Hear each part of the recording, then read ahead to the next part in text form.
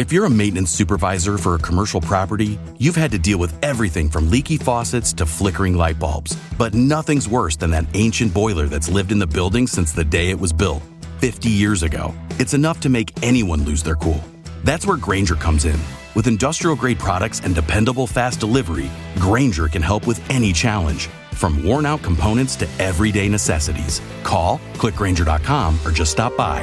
Grainger, for the ones who get it done. The following podcast is brought to you exclusively by the Rad Rob Radio Network. This is PBA champion Kyle Troop. Hey y'all, Jacob Ledrup here. Jeff Riggles here from 11thframe.com. Hey guys, Chuck Ritchie here, formerly of Bowl TV. Hey guys, this is Ryan Schaefer of track staff at Valley Bowling Center in Waverly, New York. And you're listening to Straight Up 5 with Johnny Petraglia Jr. Yo, the boys from Straight Up 5, Rad Rob, Dr Ocho, and of course JP Jr. As you know, JP Jr. used to be introduced as the sexiest man in bowling, and now the world. But he doesn't have the best hair in the world. I do. Sorry, bud, but you know the deal. Pick it out. Fear the fro, baby. Welcome to Straight Up 5 with Johnny Petraglia Jr. A hard-hitting, in-depth, cutting-edge look into the world of bowling. This podcast will not only cover all things bowling, but will also give you a raw look into real-life issues. You'll get unfettered access into the mind of one of the most gifted bowlers of this or any other generation.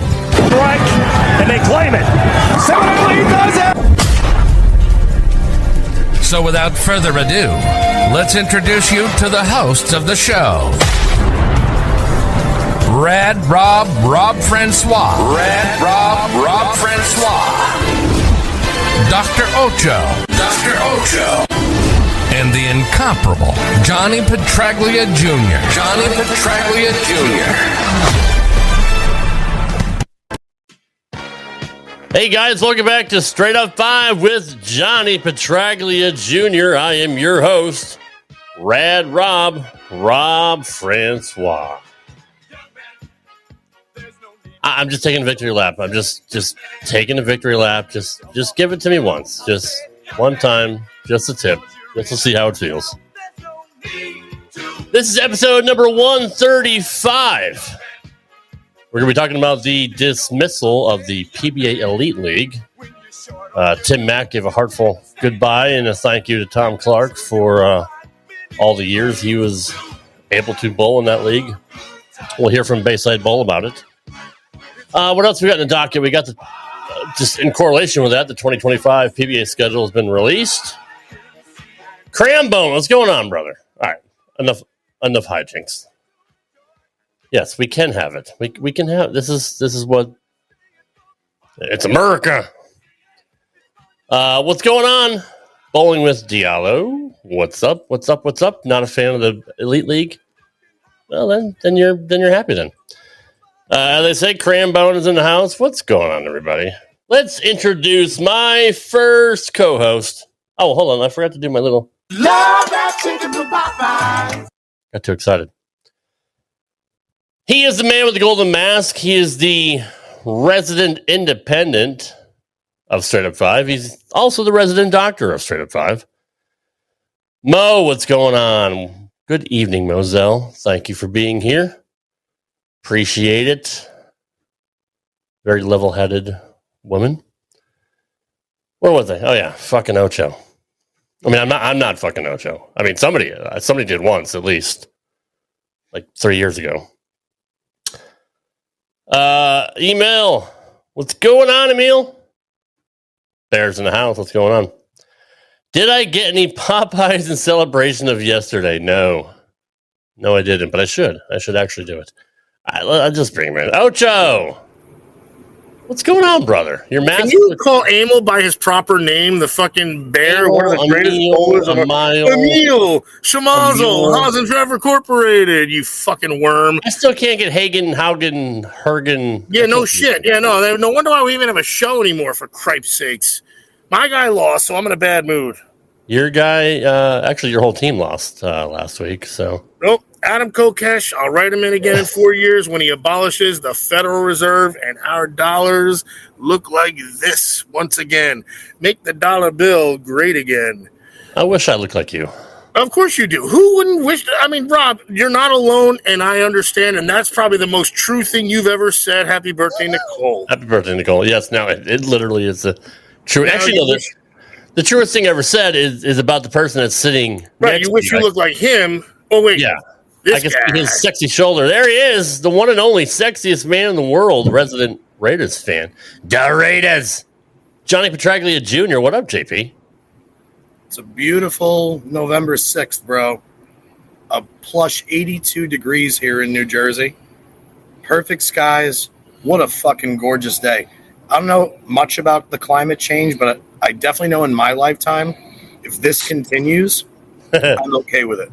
Yeah, you don't have to go back to Vegas, right? I mean, seriously, this is basically what it's like in Vegas, minus they're actually having shitty weather. I talked to Dizzy Stunts last night, and she told me that it's been hot one day, cold one day. Meanwhile, we've got 70, 80 every single day here, and hell yeah. So certainly enjoying another day at the Ocho residence here in good old Ochoville, and looking forward to a great show with you gentlemen as always. I am too. Is this too much back there and all that? Is that too much? You know, respectfully, I mean, all of our viewers, this is like episode 135. I'm pretty sure everybody knows who you voted for, and you're very public about the way you vote. And other people are quiet about the way they vote, and other people have conflicting views. And in the spirit of the show, I mean, I'm the kind of person that would rather have the conversation behind closed doors, but I will say this, you've separated the colors perfectly. Thanks. Same way those red and blue lights are going by right now. Right. You got the red hat, you got the blue shirt, and the white wall. I mean, and no neck. You're doing actually, it's actually, I think it looks fabulous. Thanks, to be John. quite honest. Next flag should be, have you seen me, and have a picture of your cervical spine. I had on a milk carton in the 80s. I had a good chat with Moselle about everything before the election happened, and I do understand her point of view, and she understands mine, and she didn't like either of the candidates. That's a lot. Moselle has always been, I see Moselle's in the chat tonight. Hi, Moselle. Moselle's always been like one of my favorite people for the simple reason that you always get the 100% truth. There is no sugarcoating. It's, it's 2 + 2 = 4.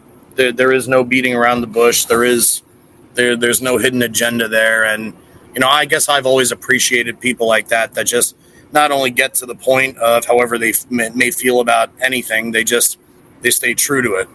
And, they don't really worry about so much the consequences of what they feel as far as the opinions of people who may think differently than they do. So, and I'm, that's kind of the way I've always tried to find the closest group to me. Yeah, I mean, you have a fantastic group of friends anyway, which just speaks to the level of character that you have. That you have such great friends. So, kudos to the way your parents brought you up. Thanks, appreciate that, brother. Chris Karen, what's going on? We do have a lot of Trump fans in chat, so I will say a lot of our chat seems to be leaning that way. Wait, nope, yep, I had it right the first time. But let's get into bowling because that's what we are here for.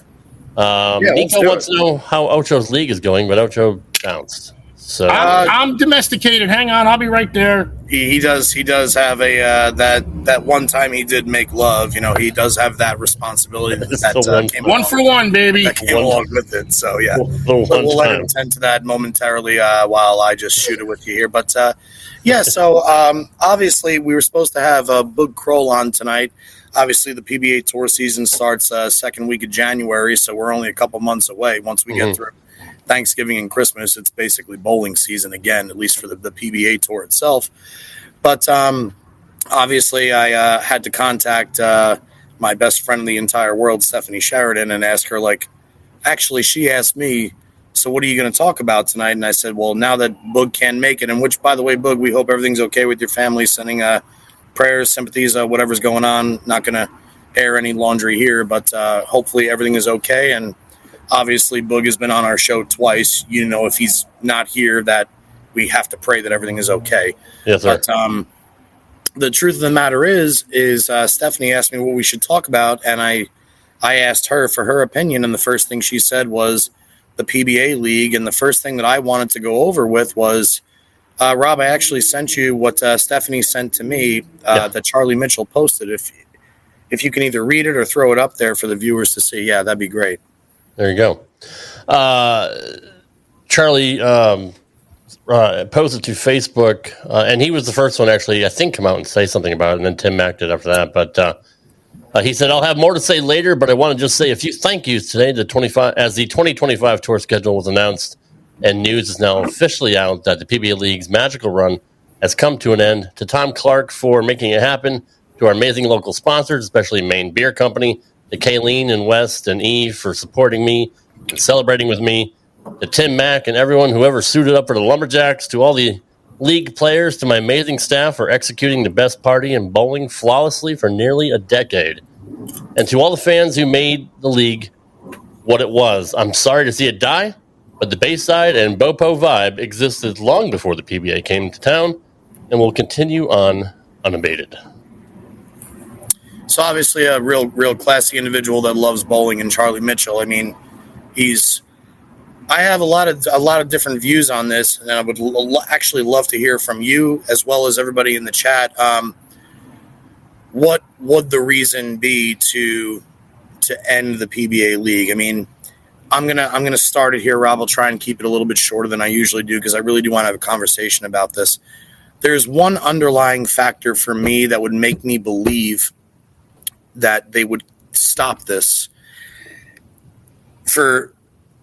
They would stop this now as compared to in years past. This was the first season where there was qualifying, there was matches throughout the entire year leading up to the playoffs, and more oftentimes than not, these matches would be contested during the week of events at the end of the conclusion or the beginning of such said tournament. And when we always talk about the amount of work that the PBA players have to put in for the lack of money they deserve for what they do in their craft. Like when you add for guys, let's say the guy that finishes 8th in the money list in one PBA tour season clears $65,000, right? Or let's say he makes $85,000 throughout the course of the year. He only clears, say, $60,000, which is a respectable job for anybody that it may be. But in the bowling world, you would think when you include all the expenses and all the other shit, it's a little bit too much. I think that maybe just going based off what I believe to be true is that maybe the players found it to be a little bit exhausting as far as the additional expenses that it took throughout the season. I know my father chose not to be the coach of the Waco Wonders this year and passed the torch over to Parker simply because my father's too old to actually drive the way that he used to all these different events to be such said coach of that team. And I was just kind of curious, that may be pushing it a little bit. Obviously there's going to be more underlying factors, but do you think that played any role in the decision that it was more so the players rather than, because Charlie Mitchell and Bayside, I mean, that's the Waste Management Phoenix Open hole on the par 3, man. That's like something that got people excited about bowling, and you got to watch the greatest talent the sport has to offer.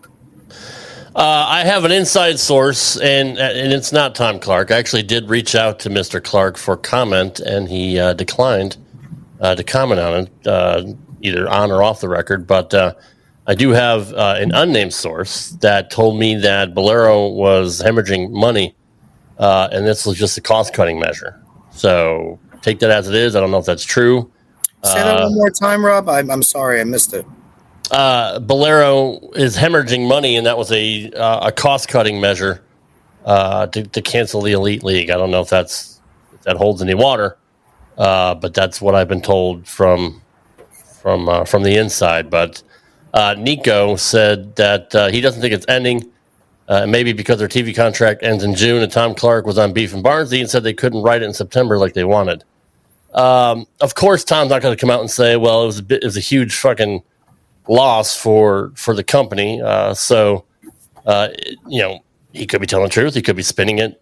Don't know. But from what I've heard, Bolero is just bleeding out money, and that was just something to save costs on.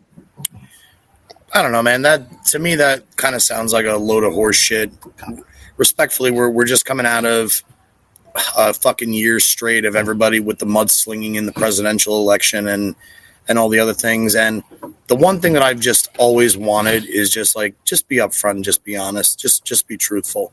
Bolero went out and bought basically all of the Brunswick bowling centers as our generation knows them and converted them into fun fest entertainment centers. They converted them into boutiques. They made it more a place to go hang out, mingle with friends, have corporate events, have kids parties. They push the pro shops into the corner regardless of how prestigious the pro shop operator may be. They decided to opt in a different direction other than the history of the centers. And I'm using Carolier as a prime example here. Sure. I don't agree with the front that Bolero is dishing out money to support the PBA League, especially because Bayside Bowl is not a Bolero center. Right. And Charlie Mitchell has basically done everything under the sun to make that place exactly what it is. And it's a place that is very, very special to not only the spectators, but the bowlers. The bowlers go there, and for fucking once, they get to feel like rock stars. Professional bowlers should always feel like rock stars with what they do. But when it comes to Bayside puts them on a pedestal that really, really, truly makes them feel like the rock stars that they are. And to take that element away from the sport, I like what Nico said. I appreciate what Nico said, and I definitely believe what Nico said. But that doesn't work for me. It doesn't work for my brain. And it's very, very upsetting to see. In the initial part of the league, I didn't like it. I wasn't a huge fan of it. I'm not going to lie. I've always looked at bowling at the professional level as either a singles, it's you against the world event, or you bowl a random doubles event here and there. The team environment in college, nothing compares to it. So the team environment now, because most pro bowlers on tour have college experience from the States, it's that rebirth of the best years of our lives. I would give anything to go back and bowl for Morehead State for 2 more years with Dave O'Sullivan, Scott Thornton, Justin Van Berkel. I would do anything to go back there for 2 more years just to spend time bowling next to guys like Nathan Bohr and Sean Rash, April Ellis. I don't even know her last name now. Bowlers just that was the greatest time of my life. And you could actually tell that the people in that crowd at Bayside all appreciate every single player out there on the lanes for their own reason. They're always happy. They're always into it. They are the push that I believe was kind of helping the sport. Now, granted, unfortunately, it is in Maine, which is kind of a shitty fucking destination for anybody to get to. Yeah. But thank you, Chuck. Katrosh, whatever. I really hope that I'm wrong when I say that the players didn't get together and say, look, it's only X amount of money if you win. You have to do all this extra bowling on top of your pro-ams, on top of your practice, on top of getting your bowling balls drilled, your qualifying, your match play, your TV show, your prep, your hotel arrangements, all the other shit. I think that maybe it very, very well could have been like them saying, look, just have the event at Bayside. Don't add the extra side action throughout the year to make it there. And I could be 100% wrong. Again, I'm out of the PBA loop 100%. You guys know I'm into weightlifting now. I bowl my league 2 nights a week, and that's it when it comes to bowling. But I don't know. I was just very, very upset to hear it, because now I have an even deeper emotional connection with it between Parker and Dad and the Wonders, and obviously Ryan Simonelli, my old roommate. But not to mention all the storylines that coexist there too, like Wes Malott, one of the greatest bowlers of the 2000s.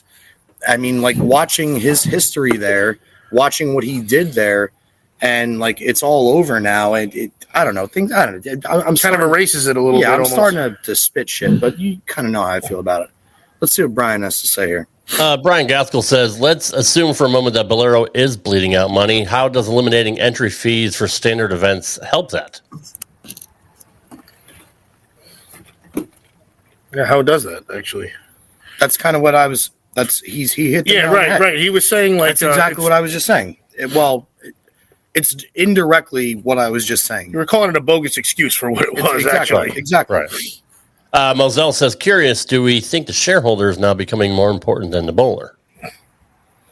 So this is another good point. Back at the time go back to like 1997, when ABC and the Professional Bowlers Tour finally lost their contract after 36 seasons on ABC. Ugh. There was that brief period there in the middle where, okay, we're going to try. We're going back. CBS. Is that a flux capacitor? That is a flux capacitor. You said to go back to 1996, so I'm firing it up. Well, 97 is when it was actually, right? It was actually November 5th, 1985. No, I know that. I'm talking about what you were projecting. I lost my train of thought. You guys know I have ADHD, and I can't. Hey, you're welcome. Rob, man. See, what the hell was I even saying? You were talking about go back to when ABC lost their contract. Thank you. I do appreciate. And I was preparing to go back. Flux was great. I can't believe Rob, go flux yourself. I can't believe when 900 Global had the flux that they didn't come out with a flux capacitor. I'm assuming. Rob, can you use the flux capacitor to find your neck in the past? Is that possible? Maybe. There is a chance for that. But anyway, what's up, Andrew? Welcome to the show, man. Miss bowling with you in Vegas. That's awesome. Going back to it, so when PBA and ABC broke their 36 years together, heartbreaking. They tried to throw us on ESPN, CBS Sports Network for an hour show. They had the 3-man shootout round and then the title match. It was only 2 games. And then these 3 billionaires from Microsoft walked in and said, we're going to buy the PBA. Here's the money. They brought in Steve Miller from Nike to try and work on the promotional aspect of it. They pushed the exempt tour. They did everything they could to bump up the majors to like, hey, if you can go out and win the world championship, that's $120,000. If you're an exempt player, you're guaranteed money every single week throughout the course of the season, and every single main event or regular event is going to pay $40,000 first. So if you go out there and win a major and you win one title and you lose in the round of 64 every week for the other 20 weeks, you're still going to make almost $200,000 for the week. And if you happen to lose in the round of, I'm sorry, for the year. And if you lose in the round of 64, you don't have to stay in a hotel for the next 5 days. You can go home, take your money, right? It started to look really good until it didn't. And then the billionaires said, look, we're businessmen and we're taking our money out because we're not making any money. And the truth of the matter is the people that have the money because they want to make more of it. And they know when to take it away. Exactly. So if that's such said case with what's going on, and we're still trying to figure out a way to make people view bowling more as a sport or more as a way to produce livelihood for especially our kids these days, then of course anybody with money is going to take it away. It's funny that, like, I don't want to say funny. I knew the history of it, but I didn't know it to that detail. So I'm almost like, wow, I mean, I don't know who it falls on. The bowlers had their chance to do it, but maybe they weren't given enough of a chance. But also, I mean, like, the guys are going to – it's an investment. If you see a stock's plummeting, you're just going to pull your money out. So I'm trying to look at it like that. This is the first time I'm even thinking about it like that. I thought like these millionaires came in and they were going to, revamp it, and they wanted the good guy versus the bad guy thing, and they wanted the entertainment, and it kind of still went that way, but obviously they weren't backing it from what I know. When did they bail out, actually? Well, hang on. I don't want to say bail out, but go ahead. No. Well, 2 quick things here. Nico, I did say that. So 97, they broke, yes, no, he totally did too. They broke ABC. They tried CBS. They tried the hour shows. And then Chris Peters and the 2 other Microsoft billionaires popped in. And then the exempt tour started in the early 2000s. Alex, good to see you. Thanks for always being here while you are working. It's an absolute pleasure. And Chuck says, because they ran out of big money sponsors. Oh shit! And what did that do for the guys that weren't exempt too? Like now, those are the guys that are like bowling for their like. Well, this is always life. We talk about this all the time. This is a huge point here because when we watch golf and we watch NetJets commercials and we watch Titleist and we watch KPMG, and I'm trying to think all those guys are already have their pockets laid up so many times, and Mercedes, Buick especially. When you go to bowling now, there is no longer there is no more Budweiser All-Star Bowling Classic. There is Odor Eaters for a little bit. Coolers US Open. There's no more. No, Firestone. Firestone was like a pinnacle. I didn't even know. I thought Firestone was part of bowling even when I was a kid. Lumber Liquidators bought it. I mean, now you only have Go Bowling and USBC, and we try and do work for the BVL every week, which is fucking awesome. Thank God. No, we even talked about that too because I remember asking, like, it's funny, like the NFL, they have their sponsors, the MLB. It's almost like the bowling has to be owned almost, and it's the only sport that is still the Professional Bowlers Association, but like it was the Lumber Liquidators Professional Bowling Tour, the Denny's Professional Bowling Tour. No one ever says, "Hey, welcome to the Nike NFL Network." Or, I don't know. I'm trying to. I'm. And I know. I'm extrapolating it on a grand scale. Well, but you're not wrong with that. You're not wrong. No, but it was a question I remember asking a while ago. Like, why is there almost ownership of it? Which we know why, but it's shameful. Is all I say. And here's what's crazy about that. Bring back up what Chuck Ritchie just wrote.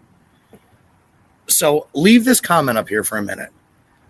In the golf world, golf is viewed as a gentleman's game, a gentle lady's game. It is 100%. It's non-discriminatory. Basically, anybody can do it. Yep. But if it weren't for Tiger Woods, nobody would really give a shit about golf in this generation. You can fight me like all you want with that one. But, I agree.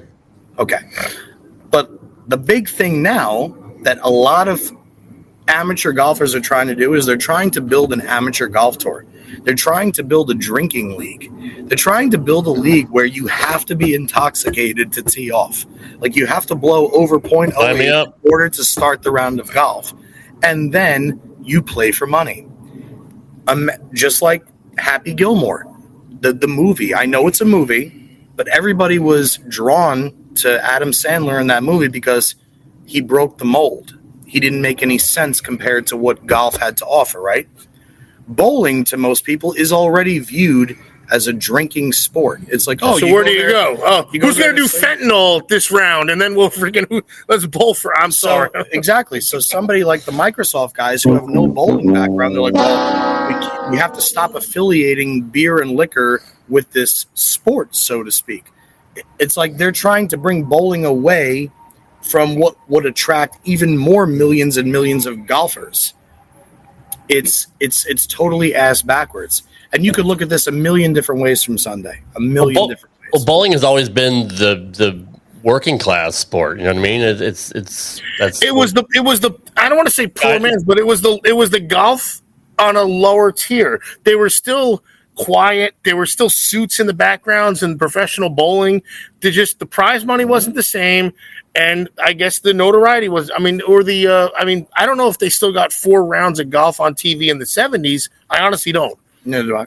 But when it comes to leagues, though, Oach, it's the blue collar. It's the working man. It's true. It's the guy that comes home from busting his ass and he's like, I can't wait to go bowling. It's Fred Flintstone. So why wouldn't you think beer and liquor were like? Did they go hand in hand with bowling? I don't know why Microsoft. Yeah, Fred Flintstone didn't go golfing, right? But Oach and Rob, here's the problem though. It is a blue collar sport with white collar pricing. Mm-hmm. If you are That's not, just it. if you're not a staffer or you don't know somebody in this industry, just think about this for a second. You walk into, I'm going to use Chris Fisher at Majestic Lane. So it's a beautiful pro shop where I bowl on Tuesday nights. A new bowler comes in, he uses a house ball a few times, he's using house shoes. He walks into a pro shop. The first stage that any good pro shop operator would do is measure his hand, either give him if he wants to go straight to fingertip, fine, no thumb, fine, conventional, fine, generic pair of $50 Dexter Rickeys, whatever it may be. So they'll start there. Then they'll go out there and they'll bowl their first 200 game by themselves on a Sunday afternoon, right? What's the next thing they have to do? Now they got to get shoes with interchangeable soles. Now they're going to get a strike ball and a spare ball, change their grip, go to fingertip exclusively, and now they need a 2-ball roller or a 2-ball tote bag. So just right there between stage 1 and stage 2, it's $1,000. Now they want to join a league. Okay, now you have to join a league. It's going to cost you $1,000 this year to bowl the league. And if you win the league, your team wins $5,000. So you're going to win 4 times your money. But in order to do that, you're going to need a ball that hooks here, a ball that hooks here, and a ball that goes straight. And now you're going to need a 3-ball bag, right? You're going to need a chamois. You're going to need a rosin bag. You're going to need this. You're going to need that, blah, blah, blah, blah, blah, blah. Same thing in golf, right? The problem here is in golf, you can buy a driver in January of 2024 and use it in 2028. In bowling, if you buy a Roto-Grip Attention Star on July 1st, on August 1st, there's 8 more balls from just that brand that's available. Just that. But can you use it? And the amount of money that has to be spent is so over the top for the generic bowler.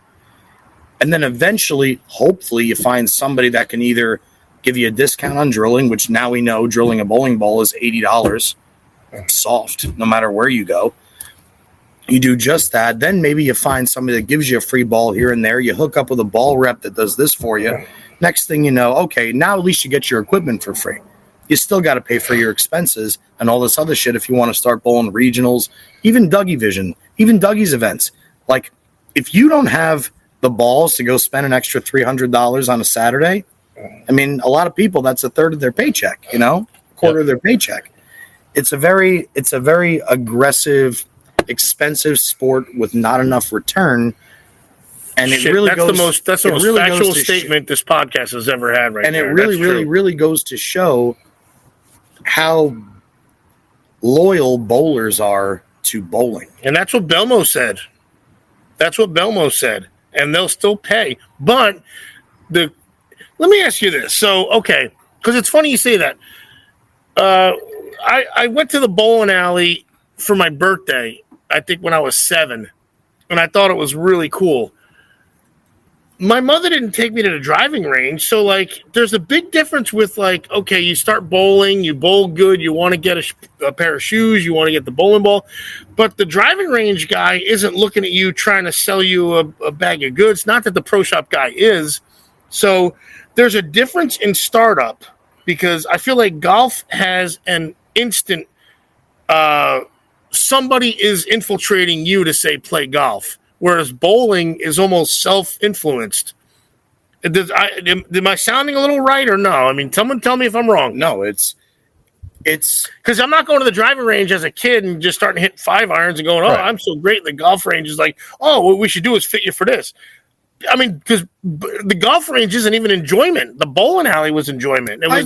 I think as far as athletics goes, anytime you eclipse a previous record in your own brain, something happens to you, whether it's endorphins, whether it's dopamine, whether it's the belief in your own brain that you can do something more. It's when I used to go to the driving range, I remember like the first time that I would hit my dad's 7-wood, a Callaway. It was called a Heavenwood. And I hit it further than my own driver at that time. I couldn't even believe I made contact. So all I ever wanted to do was go back to the driving range. But you had to go there because your dad already brought you there. Like, what I'm saying is, like, families just go to the bowling alley. They don't just go to the driving range. So there's definitely a distinct in how the startup is. And is it, I don't want to say it, but it's not taking advantage. But this just goes back to my point about, like, when you play sports, it's like you run out of sports to play. Maybe you're not good. And then you go bowling on a whim and you are good at it. Doesn't mean you're not an athlete, but did you exhaust all the avenues and now bowling just happened to be because, like, again, birthday parties aren't at driving ranges, right? Am I okay to say that? Not at the baseball field, but we have birthday parties at bowling alleys, and yet birthday parties can turn into someone going like, wow, this is kind of cool. That's really how it started for me. I didn't go bowling after that, but I thought it was cool. I was like, wow, I'm just throwing this ball down a freaking lane. So when they say like you bowl and then you have to buy this ball, you want to join a league, it's almost there for the taking.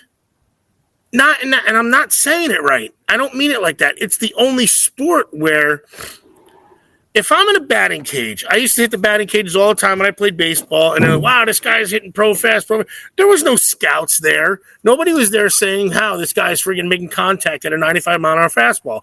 Because if they threw a freaking 84-mile-an-hour junk ball, I'd miss it.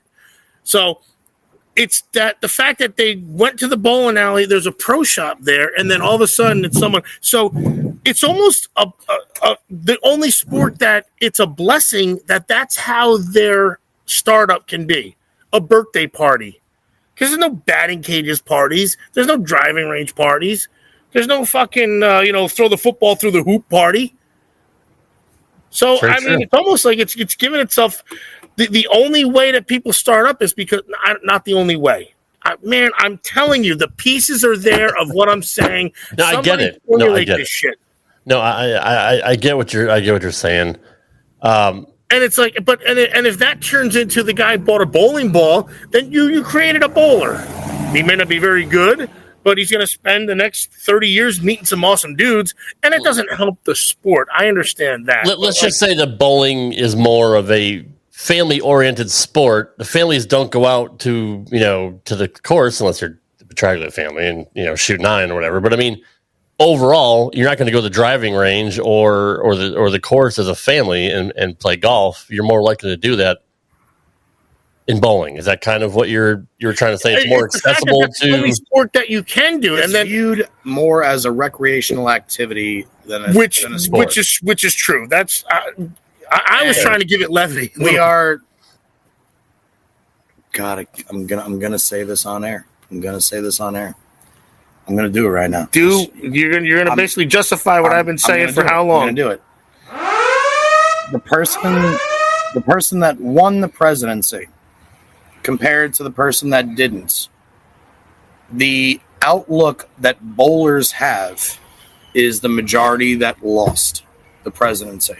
There's a much smaller group of people that believe bowling to be a sport compared to the large, vast amount of people that associate bowling with booze, birthday parties, fun night out, first dates, house shoes. Oh my God, we're wearing gross shoes that they spray with all this fucking chemical shit. Oh my God, what's on my feet? And then they laugh about it, and then they go drink more at the bar. It's viewed. It's that pretty much. But again, that was the point you were saying people before. That make fun of the pros that take 5 steps to get to the approach. But look at this guy's form. Now to what he was saying before though, and now that's such a great point. So what he was saying before is how now that guy then wants to bowl. And now that guy who went out with his chick and was like, oh, maybe I'm kind of good at this. He finds the pro shop guy. And then he says, oh, I got to get a fingertip ball. And then he's got to get his shoes. You created a bowler via that, which is kind of magical. But the problem is it doesn't advance the sport. And I almost feel like it's like you're in like the wave that just kind of holds the beach ball in the same spot. You just lateral the whole time. It's great. You created a bowler, but it doesn't benefit the sport. And that's the only fucking sport or skill that does that, because that's how it started before. By the way, when I said there's no hey, let's go to the driving range for my son's 10th birthday party and everybody's going to hit balls. That don't happen unless you might be in a yuppie place, but like Chuck mentioned Top Golf. There's Top Golf parties. It's very common. But even that though, like you're not having 10-year-old parties there. It's just, and this has been going on for 50 years, 60 years. Like this is how kids start bowling. Well, let me ask you guys. I almost think like he tapped into something unintentionally that was borderline like, holy shit. Maybe that's how we got some of these pros, but also we're not manufacturing more of the sport because of it. It's like that's what we do here. We're moving lateral now. we fumble fuck upon something that we didn't plan on talking about. And it turns That's where I went about it. It was when you watch it back, it was the pieces were there. Well, let me ask you a stupid question then, Johnny. Is it harder to become a pro in golf or in bowling? Golf. 1,000%. It's not even a toss-up. You could be a pro and suck in bowling. You literally can't get on the tour at all in golf. just do this, Rob, right? So, like, when you walk into, I'm going to give you a prime example. Last night in Majestic Lanes, I bowled against a team that has Najee Myers and Brandon Burwell. Duh. Now, you may not know those guys at the PBA level, but anybody in the amateur ranks, especially on the East Coast, knows both of those guys, especially UBA. And they are both extremely talented, extremely focused, and extremely down-to-earth gentlemen. That's all I have to say about them, right? So they're on – what was the question? I'm doing it again. Why isn't Rob, what was the question? Yeah. Is it harder to become a pro in golf is 1,000 times more, which we started But I'll go with. play golf. Like, when I lived in Vegas, I played with this kid, Zach, and his buddy – I think his name was, I don't actually remember his name, but they worked at the Summit in Las Vegas. Anybody that even knows what the Summit is, the membership fee there is $500,000 a year, and you have to own a property on the golf property in order to even be considered a member. Then you have to make it through like a vote to be accepted as a member. These two guys were the pros there, and one was a +3 and one was a +5. And I went out and played with them one day, and I'm like a 12, 11, something like that. Shit, I'm a 16. I And guess I'm way there. above a 16. Never mind. And I'm out there, and we're playing the men's tees, not even the professional tees. The yardage from the men's tees is 7150 at the Summit. That's a lot, by the way, folks. Yeah, and the It's a big ball. The pro tees is like almost 7600. It's a very, very long, big course. Right. And the two guys I played with shot 70 and 69. I shot 102. Which I thought I played great. I was there as a guest. It was one time. And I'm watching these two guys play, and I'm saying, these two guys just shot 1 under on this course from the men's tees. If Tiger and Phil were here, or Adam Scott and Terrell Hatton, they'd shoot 4 under maybe. They would go 5 or 6 under from the back, and then probably go 7 or 8 under from the back on day 2. When I bowl against Najee and Burwell, I know both of those guys could go on tour for a season and make at least 5 cuts just based off what I've watched them do in league, averaging almost 240. There are probably close to 300,000 players in the United States right now that average over 230. And that's probably lowballing it. Shit, really? And there's probably 700,000 golfers that are +2s. And there's only the same amount of names you see on the leaderboard every single week on the golf course as you do on the tour. Right. The talent on the golf tour, to me, is there's more of them because they're not going to play golf at the Waste Management Phoenix Open or the Byron Nelson Classic for $40,000. They're going there for 400 grand, 600 grand, it's a million. And then, not to mention whatever incentives they get. No, but not only that, if they take 40th, they're getting freaking, $100 grand probably for 40th. I might be exaggerating, but like that's. So your dad told me this in 71. 71. It was 19. I was around. Ocho is ageless, timeless, and unlimited biceps. Got it. Are you kidding me? Sorry. Factual evidence. He led the tour in earnings. It might have been 70. 71. 89 or 90 grand. And Johnny Miller, golfer, shot 63 at Oakmont in that same year, I think. No, it wasn't that year. I'm lying. Doesn't matter. Shot a 63 at Oakmont, though, to win. Johnny Miller won about $293,000 that year. It was about a 3-to-1 ratio, and it made sense. They had the same amount of tour stops, but the golfers did a little more travel. I mean, it was, either way, the way Johnny Sr. painted it out, he said that made perfect sense. And again, in 1971, fucking 89, I'm not counting anybody's money. 89, 90,000. That's freaking, I don't know, 600 grand these days. It's not my point. My point is the ratio. Now we have a ratio of where's the incentive, like he said. Now the golfer is they're probably making 8, 10, 300 to 1, not 100%. I'm sorry. It's not 3 to 1. It's like more like 150. It's more. You remember Vijay Singh won $10 million in like 2005? Like we're talking 15 years ago. He won $10 million. Now it's still on that same climb. Shockingly, again, they're developing people somehow, whether it's a yuppity, freaking white class, or freaking stupid, in non-inclusive sport, but they're still making the same players and they're still making the same money, and for some reason, it hasn't trickled down the other way. Let me get to what there. Personally, I would like to watch an all lefty tournament on the 40-foot flat U.S. Open pattern. I would like to see like what game that and again, I've always been, at least it's fair. I've always been edgy when it comes to patterns because, again, I'm just going to use Mike Scroggins here as an example. Patterns always dictate who the best is. Why is it always got to be Mike Scroggins, bro? That poor fucker has got. Here's why. They had the big giant. Because Mike Scroggins came out on tour in 1988, and from the year 1988 to the year 1992, he won one PBA title. It was the 1992 ARC Sacramento Open. And he won it by going Brooklyn. I think he never bowled 200 on the show. His second title was when sports shots were introduced.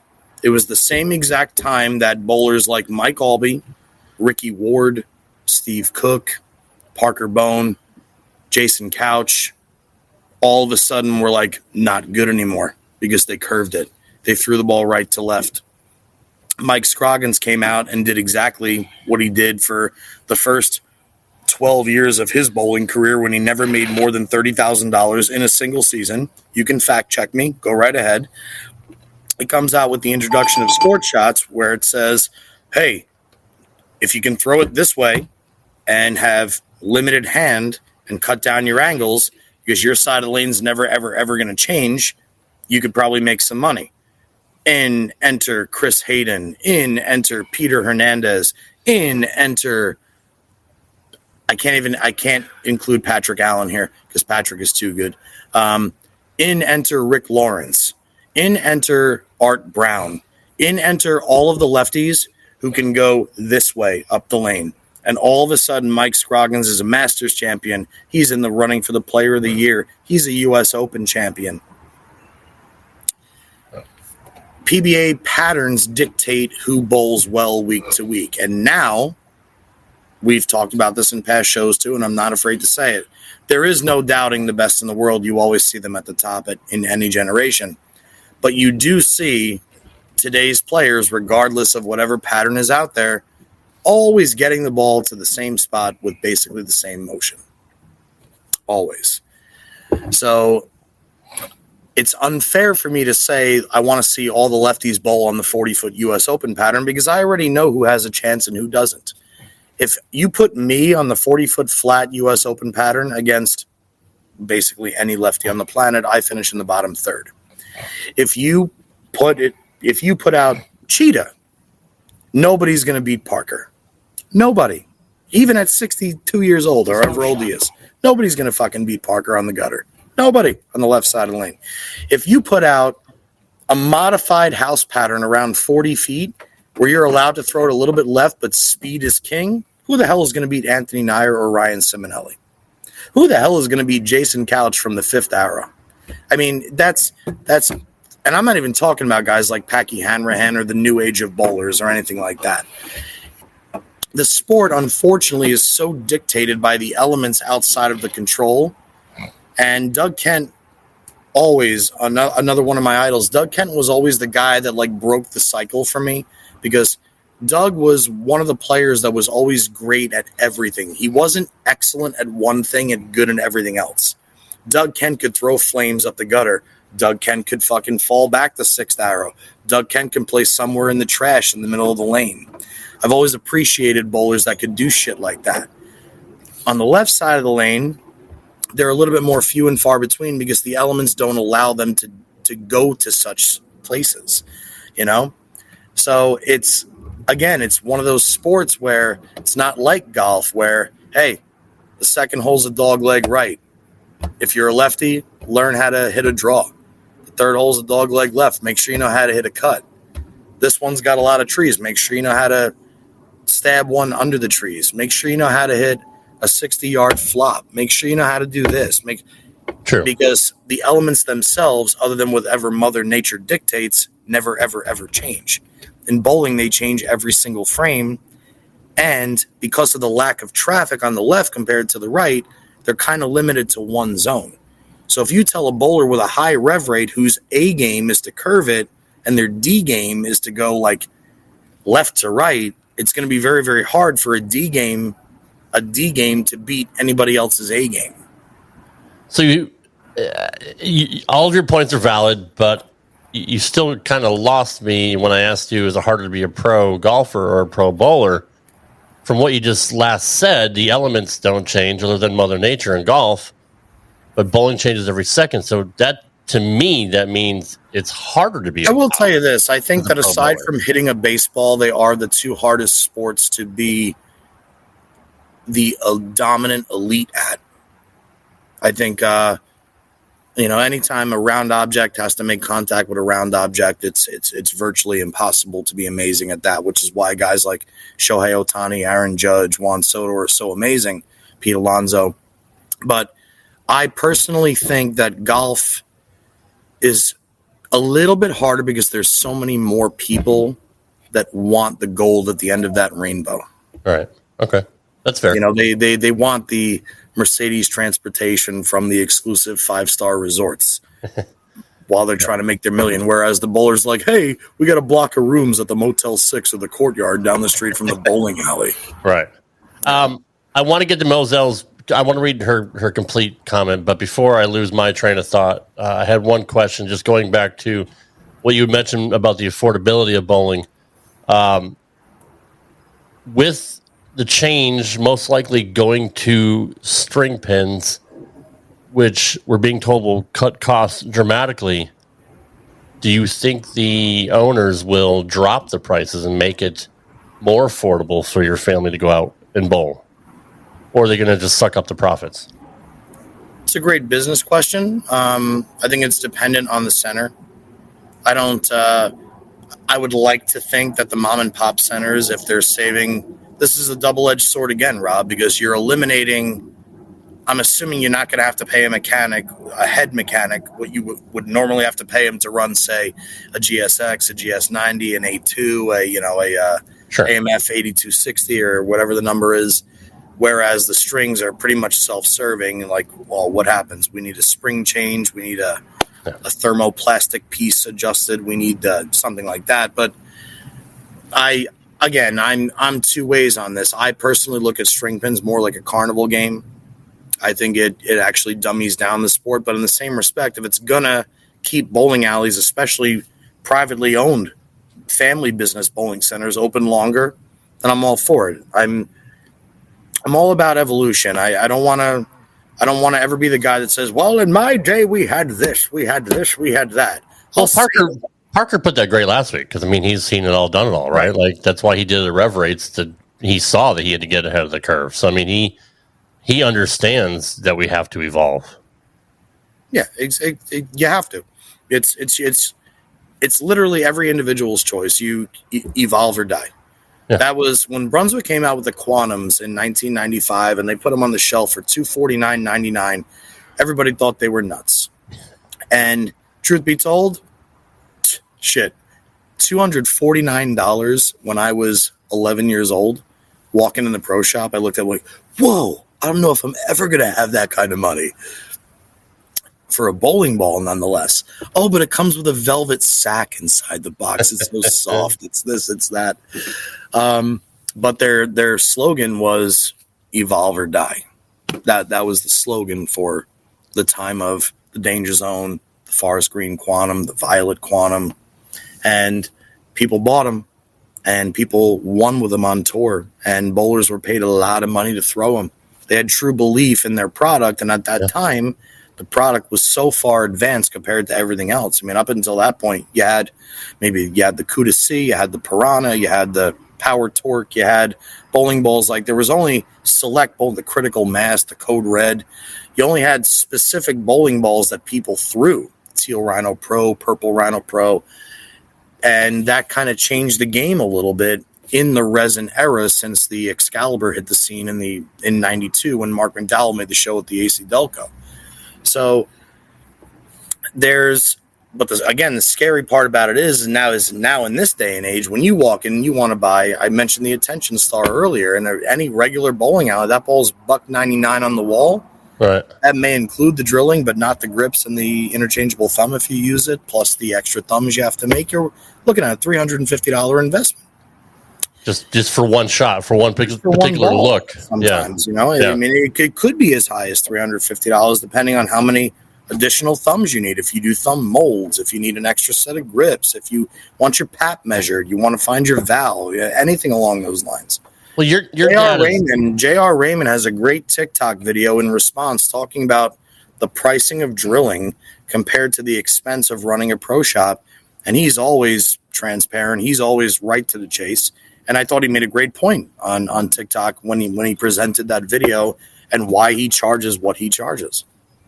Your dad's been heavily involved, obviously, since the beginnings of Brunswick, and I'd like to pick his brain about this at some point, and maybe you could answer for him based on your knowledge. Why don't the manufacturers make it cheaper for the everyday guy to buy a bowling ball?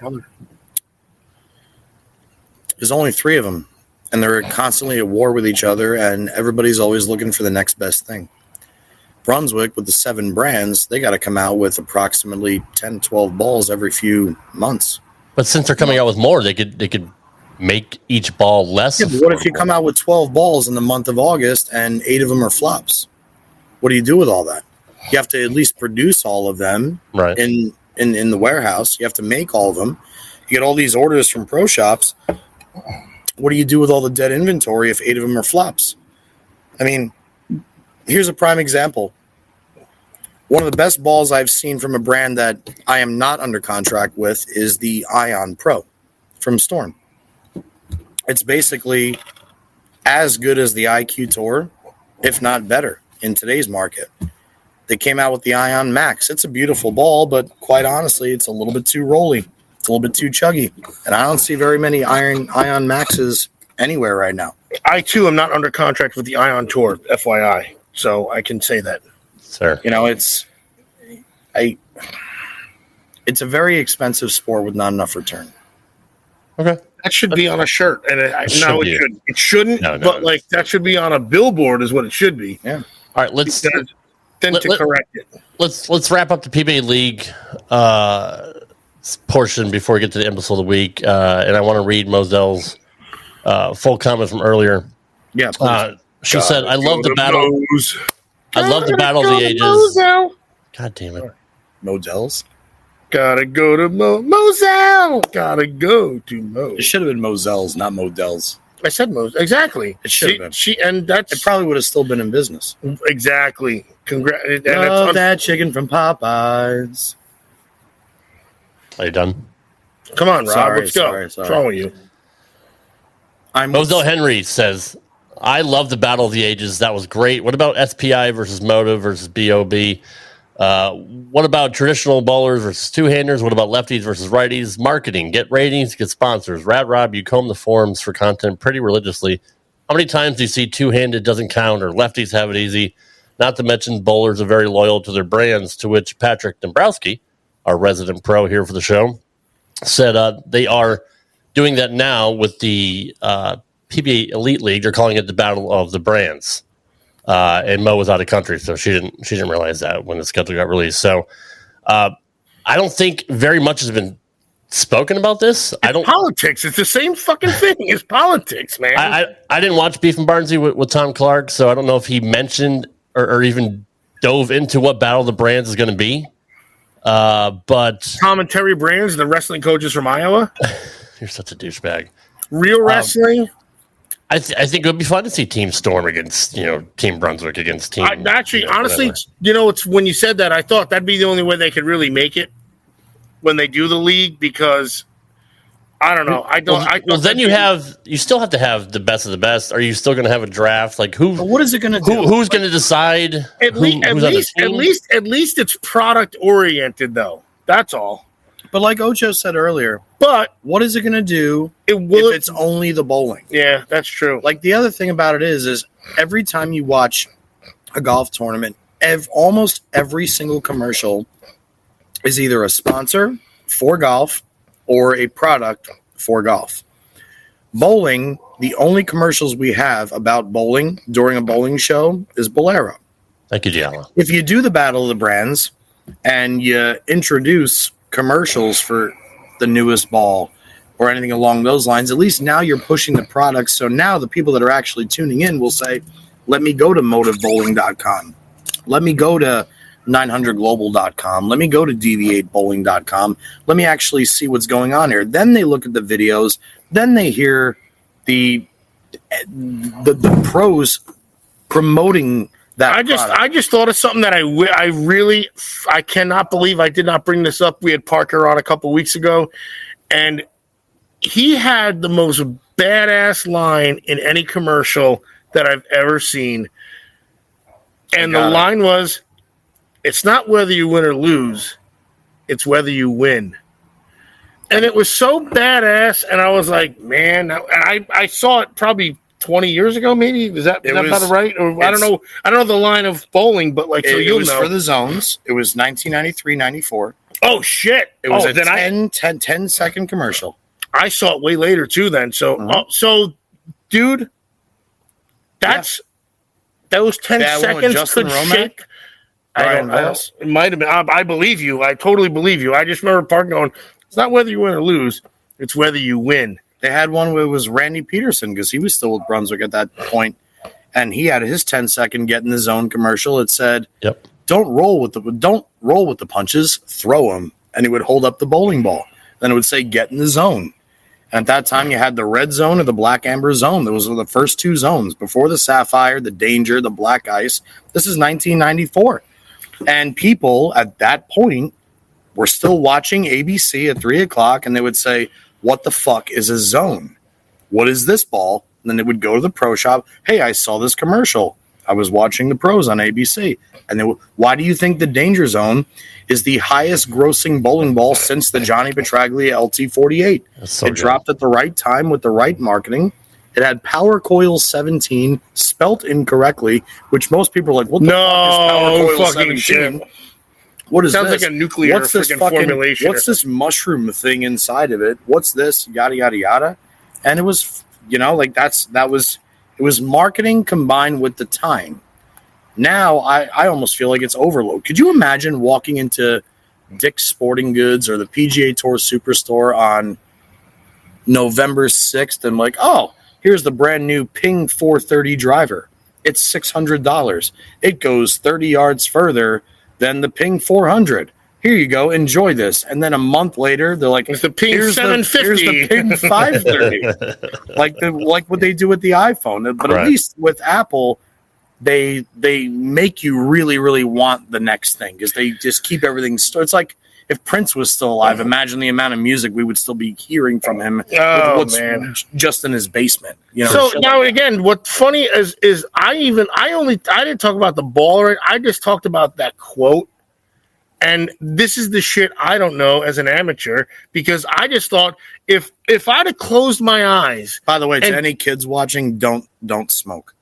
And don't listen to I'm string we're smoking doing a podcast over here too. You guys can join us. There's podcasters going on. We have podcasters all around. I'm string smoking because we're outside and it's 80 degrees. Keep going. Yes. So just if you close your eyes and you heard it's not whether you win or lose, it's whether you win. It's almost like everything your parents taught you not to be.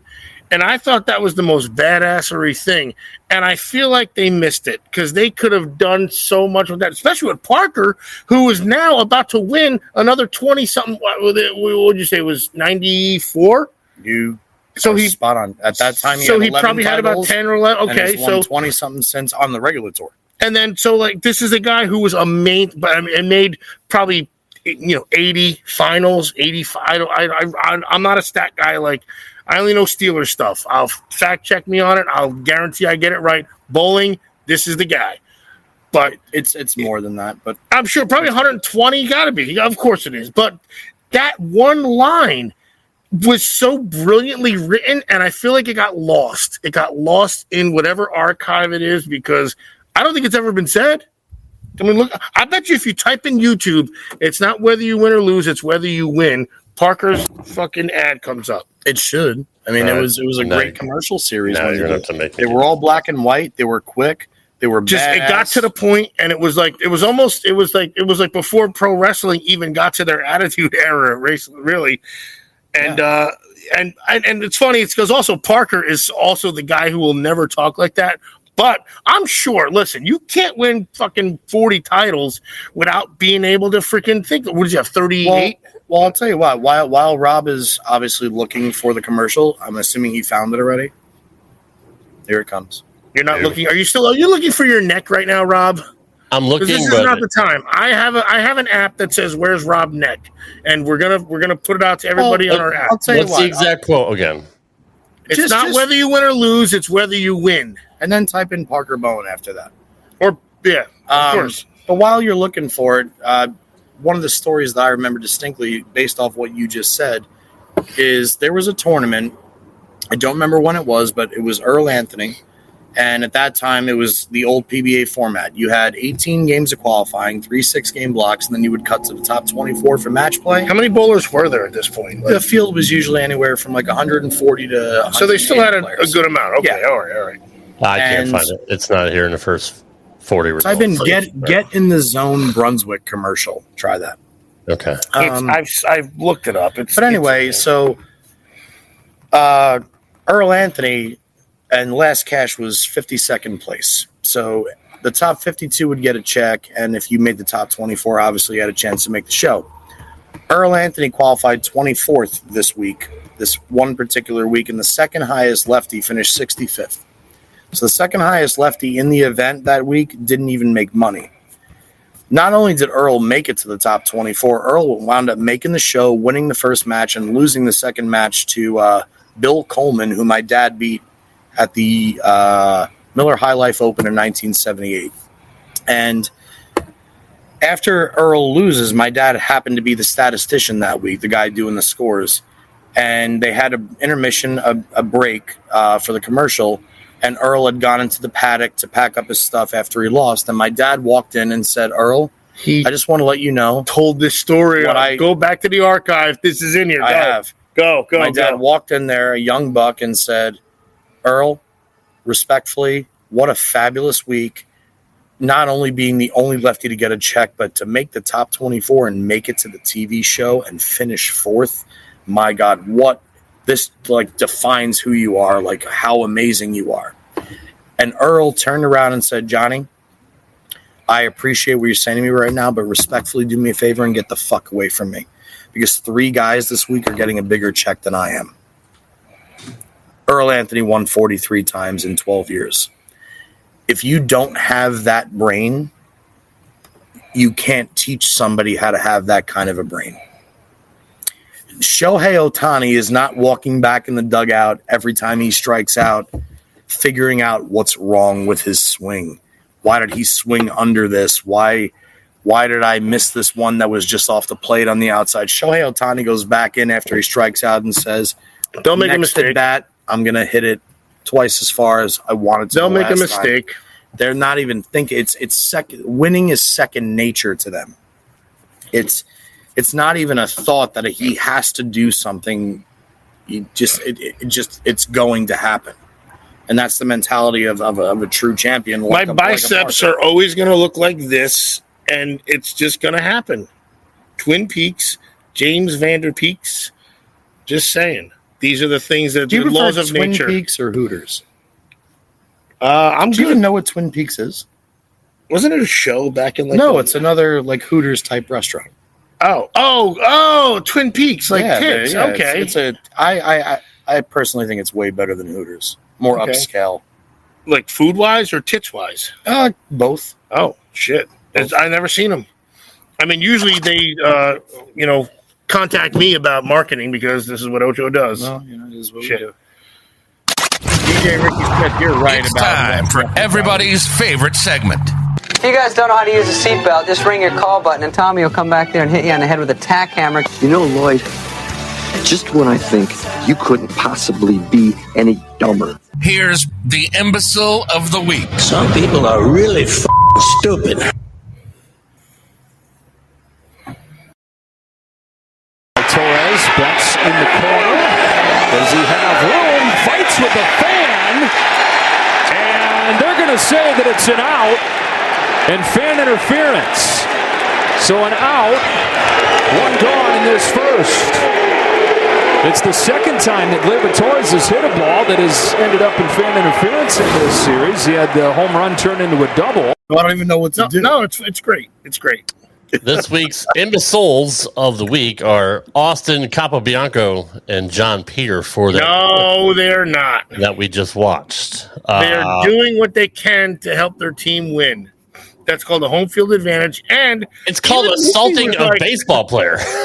No, come on. Rob, he went in the stands. Rob, put the camera back on me. Yes, sir. That's a fucking Yankee fan, is what that is. Yeah. That's why I root for the Mets. That's right.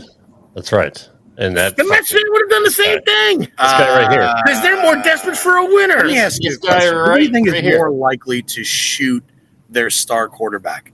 An Eagles fan or a Niners fan? All right, that's very easy. Okay. You have this plan now. A Raiders fan or an Eagles fan? It's a toss-up, right? I don't know, because now you got Raider Nation with that dude who's all okay. It's a toss-up, right? A Broncos fan or a Colts fan? That's an even bigger toss-up. Why? Because they're both nice states. Oh, right. Okay, I'm thinking it's even worse. Okay, I'm thinking you're thinking of worse. This guy right here said, fuck the money, fuck this. I'm going to do anything to fucking help the Yankees. I don't fucking care. This is the way life is. Look, did you see his chin rolled up? And this guy is so ready for this moment. He's never been known in his entire life. Guy right and his friend's like, hey, do it this way. Do it this way. No, his friend is my new fucking haircut guy. Jaeger bombs, fucking Jaeger bombs, Jaeger bombs. Remember that video? That old ass video? Yeah, I don't know. Holding a player's arm right, maybe the glove, but grabbing someone's wrist. Look. When Mookie goes into the stands, it's fair game. That's all. What if he had sprained Mookie's wrist and he's out for the rest of the series? Physically spread eagled. Bartman got freaking accosted out of freaking Chicago. Bartman didn't physically accost a player. I know, and that's wrong. So and then fucking Moises Alou was still in Bartman's head. So my point is, maybe now the fans. Yeah, remember Moises Alou going into Bartman? Yeah, remember when he broke his ankle? Like it literally fucking fell apart. Bartman respectfully got his dick kicked in for doing something that any of us would have fucking. He's a hero. This guy said, "You know what? This fucking guy." He waited for the guy's also a physics major, which you guys don't know. So he knew the linear drive of when the line was in foul play. Once it was in foul play, look at go back to that. It's in foul play. Now it's his ball. And it's his glove. And fucking we pay taxes this on guy that. looks like he's like our ticket money. I cannot wait to eat this on the way home.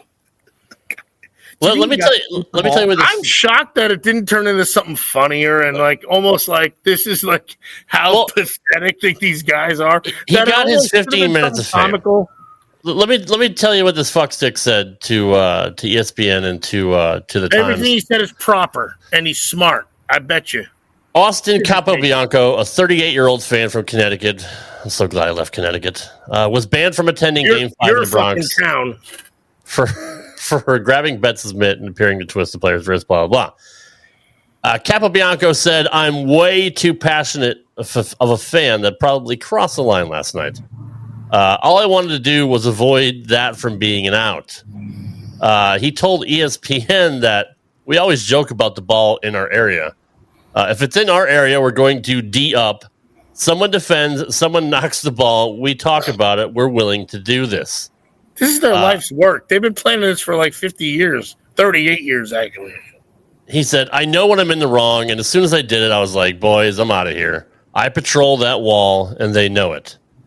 Nobody trolls like you. Yeah. Apparently, he feels like he is the sixth man that they would say in basketball. He is the how many men on the fucking field at once? Ocho, is it fucking 9? Rob, I will say that was a great Imbecile of the week. Thanks, bro. Actually, the close-ups were perfect too. And I am a true New York fan, so I will say this: it did crush my soul to watch the Yankees and the Mets lose to the former Brooklyn team, and also in my eyes, the best team in baseball this year. Unfortunately, but the meltdown, man! They were the best team in baseball this year. Give us Game 6. This was you preached it and lost me money because lost us money. These two assholes are what lost the series. Right. It's karma for these fuckers here that are. Anyway, karma for Mookie Betts for trying to steal a ball from a fan, an innocent fan, just trying to get his. They did argue like it's over the fucking wall. Dude, I'm telling you, I just love that he actually opened the glove and that was smiled. the best part. Like they smiled the whole way, like he's grabbing a fucking. Says, "Get my keys." Yeah. Like when she says, "Get my keys out of my bag," I have to undo this lock. It's so tough. And my entire arm. It's so tough. My entire arm. And you're still lucky if you get it. I'm like, and then I do this with the bag. Yeah. And I find everything except her keys. And then I'm like, I can't find them. She comes over, she goes, "They're right here." I do it all the time. That's why if my wife tells me to get something out of her purse, I just go get the purse and give it to her. There's no fucking way I'm wasting 25 minutes to fucking. Anyway, but just look at his asshole grinning from ear to ear like he's grabbing a fucking Krispy Kreme donut. Like the control he has is respectful. The fact that he's in that moment and he's like, I'm just gonna make sure this is like not in his. He glove. worked his life for this. That's Rob. like you're getting carjacked and you have the mind spatialness or whatever the fuck it's called to be like pepper spray or freaking. Oh, I'm just gonna slowly roll up my window, let his arm get caught, and then bite it off. Roll away and then drive while I'm dragging him, rather than oh my god, I'm so fast. As I'm drinking my store-bought OJ that I just freaking got and my newspaper. Like he saw that ball in the air and said, "My whole life comes down to this. Catches this. This is my moment. Catching it. Yeah, watch." He was ready. He said, "This is the moment I've been waiting for 38 years." Right.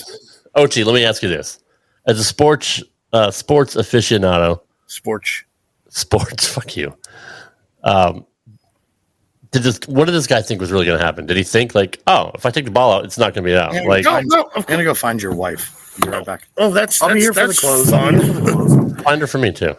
No, of course this is his moment. Oh, dude, the way you were doing it, I'm literally like glowing. I was like, Jesus. Johnny, seriously, the way you just had your arms. Dude, you just made me glow like Jesus. Now you're already not blocking. I'm going to clip that. I'm going to fucking post that. Please do. I mean, I already am. No, of course he was not going to be. He knew this was his chance, and that's all he had to do. It was that simple. Like, did you think like I just want to be famous? Like, I just want to get my 15 minutes. He said like, this is my domain, and I'm going to be in it. He was that fucking dumb to be like, what he said he knew he was going to be wrong. Nobody knew his name until game friggin' 5. Well, if you believe Rob Gronkowski, he knew this guy in college. Gronk is full of shit half the time, but I doubt that they knew each other. What? Anyway, are we ending the show soon? I'm waiting for Johnny. Please. To put his beautiful face back on the camera.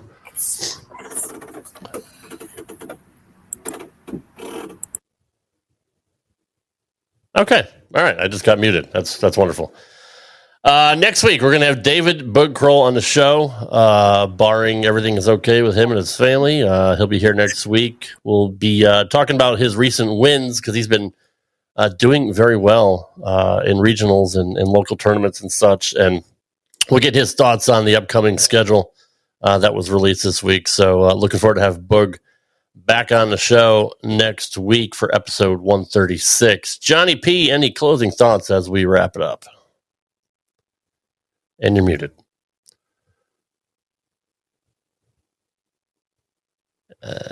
Muted. Mutated. You're mutated. There's absolutely no way I'm going to remember what I just said. I don't know. I do have a closing thought. Number one, Patrick Dombrowski, if you are still here, I have not had access to my Facebook account since October 15th. I would love to have you on the show, PD. Not only have you been a journeyman pro, you've made some TV shows. You're definitely going to be a champion here soon. Would love to have you as our next guest. So if there's any way you can either hook up with Rob, grab my phone number. I'm not going to announce it on here, but and I would just absolutely love to pick the brain of somebody who's been in the grind for as long as you. So that was one thing I wanted to say. And number two, I guess I would also like to say to all of our loyal viewers that we always have every single week that we are here, we do this for you. We certainly don't do it for any other reason. We love what we talk about. We love shooting the shit for no reason other than to just spend some time with some great people. So thank you all again for always being here. We love your input. We love, and we have so many fans all across the globe right now. Yeah, and that's very, very humbling to especially somebody like me who's literally done nothing other than share a name with one of the best that's ever played the game. So it's very, very cool to me to be able to at least share my brain, which I hope is almost expert material, the same way my dad's bowling skill is. And other than that, the only other person fucking Chuck Ritchie. Fucking Chuck, I'm so... Bro, you're going to make it. I promise you're going to get on the show. Fucking Chuck. Fucking Chuck. He totally... you know what? That's a good way for me to lose my train of thought. But, yeah, all I was doing was basically kissing everybody's ass and telling everybody thank you so much for being here and making us smile and making us truly enjoy this life that we live. And I despise the separation of politics, but I am certainly looking forward to the next 4 years. So, that being said, we'll be back next week with my loved ones. So that's it. We'll be back next week with the Bookster, our first 3-time guest, David Boog Kroll, on the show next week. Hopefully PD after that, and maybe Chuck Ritchie will get on after that. We'll see. I don't know, Chuck. Chuck, you may need to win a couple regionals before you get on the show, but we'll talk about that off air. Until then, guys, thanks for watching. Thanks for listening. We'll see you next week right here on another edition of Straight Up 5 with that sexy guy, Johnny Petraglia Jr. Good night, everybody. Thanks for listening to this edition of Straight Up 5 with Johnny Petraglia Jr. You can follow the show on Twitter at Straight Up 5 Pod. Follow Johnny Jr. at JPJR07. Follow Rad Rob at Rad Rob Gaming. And follow Dr. Ocho at the Dr. Ocho. Got a question for Johnny? Send your questions to straightup5podcast@gmail.com. We'll see you next time for another edition of Straight Up 5 with Johnny Petraglia Jr. Right here on the Rad Rob Radio Network.